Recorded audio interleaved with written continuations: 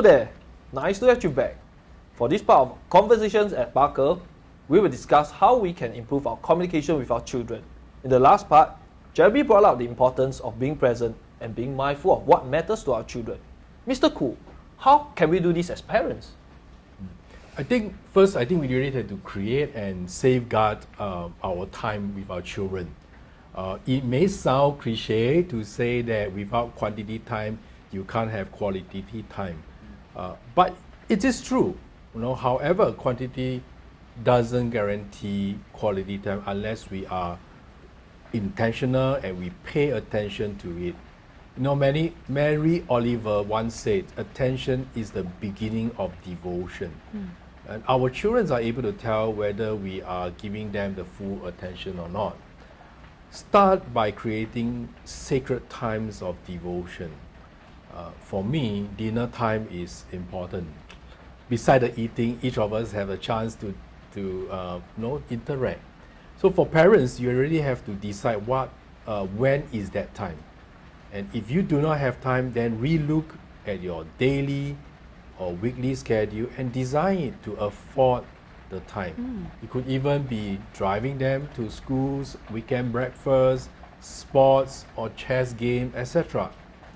Be present with them and role model that, and they will learn. During dinner, we talk about anything.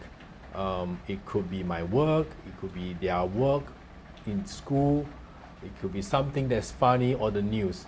Regardless of whether we are introverted or extroverted, we love attention of someone with value. And parents, remember that you are valued by your children. Yes, Mr. Khoo, I agree with you on that point, especially on the sentence that you said, sacred time of devotion. I mentioned previously that my upbringing was pretty much in a very control state, but my father actually values family time a lot. So you mentioned dinner time. I think growing up, my father has always made it a point that no matter what, no matter how busy you are, we must always have dinner together. And I remember him telling me that at the end of the day, when we have dinner together, that's when the family comes together. And that's when you can talk about anything. Even if you don't want to talk, I think his idea was just to be there, just to know that my parents are there, just to know that all my siblings are there, we just eat together. And he always say, to be present, cannot have handphone, cannot use anything else, cannot watch TV. So it's like, even though I want to do my own things while eating, he say no, everybody must be together. So and that has continued even until now, and I actually like it a lot. So now when I eat alone, I'll be like, something's missing because I don't have someone to talk to, I don't have someone to share my day. So I think that's something that my father has enforced. I know controlling, enforced down on us. Yeah. So, but sometimes even when we're talking, he can get very controlling, and I feel like sometimes the controlling parent will surface, and it will start to take over. But knowing that we have this avenue, knowing that we have this sacred time of being together, I think that's where this time and space will grow. And it showed me that my parents actually cared about me. They actually want to invest their time in me. And I think that is something very precious. It's something that I think, let's say, if I continue on, I think I also want to bring this practice on because I think it's so powerful. So, and then thinking back, this practice, it also helps our, listening skills. It helps us to fine-tune our communication as well, because especially when the controlling parent comes in, we will want to be like, oh, forget it, I don't want to talk to you anymore, I just want to shut down. But we can look at it in a way, especially children can look in a way like, why is my parent reacting this way? How can I learn? How can I unlearn? Yeah, so definitely worth a time definitely worth trying it out, especially with our children. So, Mr. Khoo, what would you tell parents then who may be new to this idea, who want to try but don't really know how to do it? I would really suggest plan a short family trip. That's one thing that you can really consider, where connecting to one another comes to the front. So there was once I have been to actually a few trips to Tioman as a family, where the room has no TV. Imagine that, no Wow. TV, no Wi-Fi, except the reception area, and it was amazing. We really had a good time at the beach, walking at the forest behind, playing board game together in the room. Just be creative and intentional to build that bond together, and quality of conversation is really important. Be curious, not asking them and questioning, but being curious at it, and also ask to learn about their life, their work, not ask to verify our assumptions. Example, your son come back and say, "Dad, my friend quarrel with me." Ask them by saying, "Oh no, how do you feel about it?" Ask them for the emotion, or ask them just what happened. Instead of jumping to conclusion, is it because you say something that make your friend angry? Sometimes we also stops our conversation by simply invalidating their experience. Just say, "Yeah, it's okay. You all be friends again next week." The fact that they raise it out is because it's important to them. It's matter to them. So neither do you want to very quickly offer solutions and tell them how do you solve that. But really, let them ask you for ideas, and being affirming to that, and let them know that you are there for them. And I think that helps a lot. I think to add on as well, I think you mentioned a really good point. Timing is really important as well. We also want to make sure that our children are calm before we share our thoughts or give any problem-solving ideas. And I think silence can be very powerful as well. Sometimes someone just wants to sit in silence with you, to know that you're present, not and without judgment. And I will always remember what my mentor told me, that actually effective communication is effective listening. So actually listening is the first step of understanding.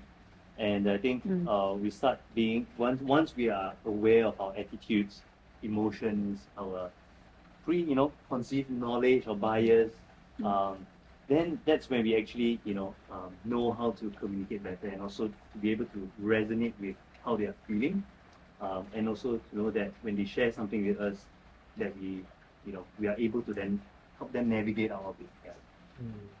And I think most importantly is our body language as well. When we are speaking, consider our own attitudes and knowledge of our, intended audience as well. So, for example, if we are speaking to our son or speaking to our daughter, I think sometimes we need to make these small tweaks as well. We want to assure them that firstly, we understand your frustration. We also want our children to know that, I think it's important that actually we help them to understand that we are interested in what they are saying. Sometimes we have to, show a little bit of inquisitive, to really try to understand and be interested in what they have to say. And I think as mentioned earlier, really to show that we are not judging them. And finally, really just be there and to say, "I'm here with you." Yeah, through good times and even bad times. Jeremy, what all of you have shared clearly resonates with me. So if I would think back about my interactions with my daughter, okay, setting aside the time and giving her all my attention, right, to share about her day has actually improved our communication. So I agree with what Joan has mentioned. Father saying no handphone at the dining table. I think that's what is happening in my household. Okay, when I speak to my daughter, when I'm on my phone and speaking to my daughter, my daughter will say, "Daddy, you're not paying attention to what I say." Okay, so in this kind of situation, when I give her my whole attention, I get to hear more about what is going on in her life. Okay, what are the issues that she's facing, be it in school, with her friends, or etc. So all this effort and attention that I put in has its reward. So I feel that for now, for whenever she encounters any issue, she will look for me to engage in a meaningful discussion and be receptive to my feedback to help her resolve the issue. Okay. Another way that I build communication with her is actually to show interest in the topic that she wants to share with me. It can be anything under the sun, her school, her friends, or the games that she's currently playing at the moment. Okay, so I did this and I discovered that she was more willing to actually communicate openly with me about her thoughts and feelings, and that led to the strengthening of our bond. Wow, Lionel, thank you so much for sharing. It's so nice to hear that you have such a devoted time with your daughter. I think it's very nice. I mean, I've seen you interact with your daughter, and I can see that relationship is actually really, really close. So like, I think there's a lot of hard work that you put in to form this very authentic and genuine relationship with your daughter. So I can see that from all of your sharing, like intentionally setting the time aside really can strengthen our bonds with our children, even with our students, and this will improve the relationship. I mean, it won't be overnight, but slowly, gradually, I feel that the relationship will grow. I mean, all this is easier said than done, and like now examples from Mr. Khoo, Lionel, you know, it's definitely not easy. But it's really a good reminder. Like now I think about it, it's a good reminder, a good check-in for myself even to when I interact with students. It's good that I be present, give them the time, and like what Jeremy said also, show them that no judgment. I'm really here for you, and I am interested in what you're trying to say.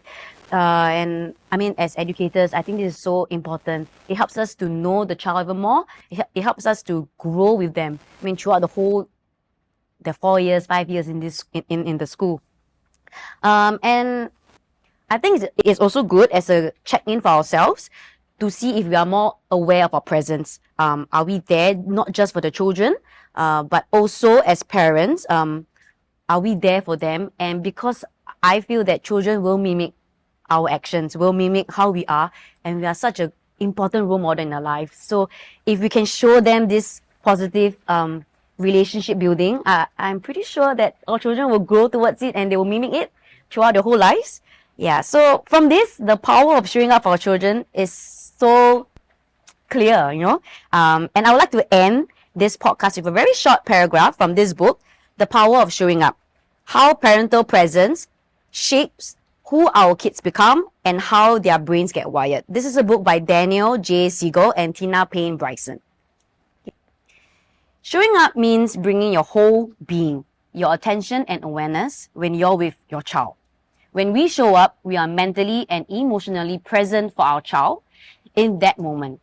You are in charge of learning how to show up in ways that will greatly empower you as a parent and promote resilience and strength in your child.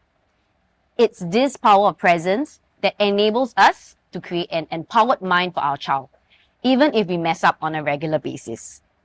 So parenting is simply being present for our kids. We are all first-timers when it comes to communication with our children, but most important thing that we should be all mindful of is being physically present and ensure that the quality presence is there for our child. So with that, take care and we'll see you in our next episode.